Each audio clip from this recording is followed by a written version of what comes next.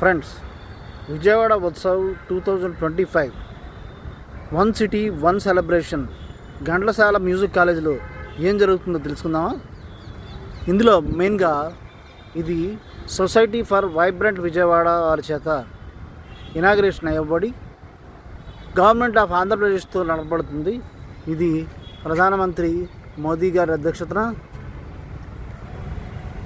పవన్ కళ్యాణ్ గారు, నారా లోకేష్ గారు, మంత్రులు, నెక్స్ట్ నారా చంద్రబాబు నాయుడు, శ్రేయస్ మీడియా అసోసియేషన్తో ఇది నడుపుతుంది.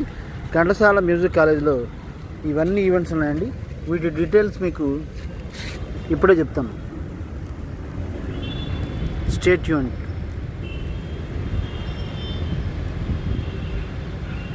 మీకు ఈ వీడియో నచ్చినట్లయితే లైక్ చేయండి, షేర్ చేయండి, సబ్స్క్రైబ్ చేయండి. ఇదిగోండి, గోకరాజు గంగరాజు గారి కళావేదిక, శ్రీమతి గోకరాజు గంగరాజు, లైలా గంగరాజు కళావేదిక. ఇక్కడ దీన్ని సంగీత కళాశాల మ్యూజిక్ కాలేజ్ అంటారు. ఇది ఎగ్జాక్ట్గా మనకి బిఆర్టీఎస్ రోడ్ దగ్గరలో ఉన్న ఫుడ్ జంక్షన్కి దగ్గరలో ఈ సంగీత కళాశాల ఉందండి.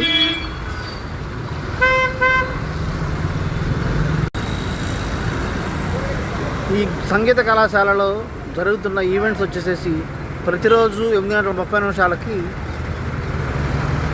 Doctor MS Chowdary theatres Vijayawada వారి సాంఘిక నాటకం స్వచ్ఛం సిం సుందరం అనేది జరుగుతుంది. నెక్స్ట్ ఈరోజు 25వ తారీఖు